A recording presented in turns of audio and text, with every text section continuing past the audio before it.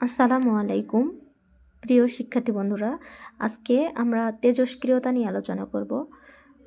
যে সকল মৌল বা বস্তু স্বতঃস্ফূর্তভাবে আলো বিকিরণ করে তাদেরকে তেজস্ক্রিয় বস্তু বলে, যেমন রেডিয়াম 226, ইউরেনিয়াম 238 ইত্যাদি।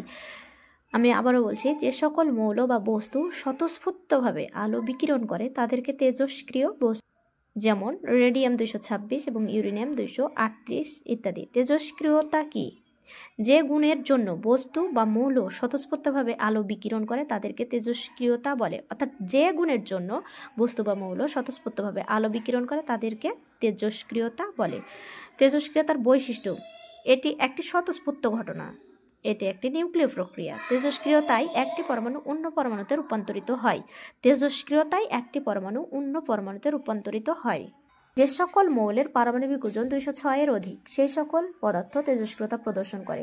তেজস্ক্রিয়তা স্বাভাবিক ও স্বতঃস্ফূর্ত প্রক্রিয়া। এটি একটি অপ্রত্যাবর্তন প্রক্রিয়া। তেজস্ক্রিয়তা ক্ষয়সূচক সূত্র: তেজস্ক্রিয় পরমাণুর ভাঙনের হার ওই সময়ে উপস্থিত অক্ষত পরমাণুর সংখ্যার সমানুপাতিক। তেজস্ক্রিয়তার ক্ষয়সূত্র হল তেজস্ক্রিয় পরমাণুর ভাঙনের হার ওই সময়ে উপস্থিত অক্ষত পরমাণুর সংখ্যার সমানুপাতিক। অর্থাৎ অক্ষত পরমাণুর সংখ্যা n হলে ওই সময়ে ভাঙনের হার dn/dt, অর্থাৎ dn/dt সমানুপাতিক n। ধরি গণনার শুরুতে t=0 কোনো তেজস্ক্রিয় পদার্থে অক্ষত পরমাণুর সংখ্যা ছিল n0। t সময়ে অবশিষ্ট অক্ষত পরমাণুর সংখ্যা হবে n।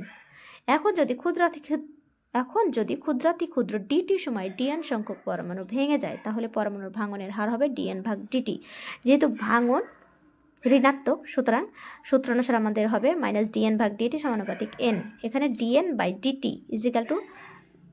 ঋণাত্মক চিহ্নটা আমরা এপাশে নিয়ে আসলাম, তাহলে কি হবে -λn। ল্যামডা হলো এখানে সমানুপাতিক ধ্রুবক, একে ভাঙন ধ্রুবকও বলা হয়। dn/n, কে আমরা একদিকে নিয়ে এসেছি, -λ/dt। যখন t=0 এবং n=n0 এবং অন্য কোনো সময় t=t তে n=n সীমার মধ্যে সমাকলন করে পাই। সমাকলন করলে আমরা পাবো n0 হতে n dn/n -t0 থেকে t λ/dt। একে আমরা ক্যালকুলেশন করলে আমরা পাবো ln n n0 থেকে n -λ/t t0 থেকে t ln n ln n0 λ/t। এখন আমরা যেহেতু ঋণাত্মক চিহ্ন আছে সেহেতু লনকে আমরা একদিকে করলে কি পাবো n/n0 -λ/t। যদি আমরা লন উঠিয়ে দিই তাহলে হবে n/n0 inverse λ/t। n=n0 inverse λ/t। ইহাই নির্ণয় তেজস্ক্রিয়তার ক্ষয়সূচক সমীকরণ। ভিডিওটি ভালো লেগে থাকলে প্লিজ চ্যানেলটি সাবস্ক্রাইব করুন এবং লাইক, শেয়ার, কমেন্ট করে আপনাদের ভালো লাগার অনুভূতিগুলো জানান। ধন্যবাদ সবাইকে।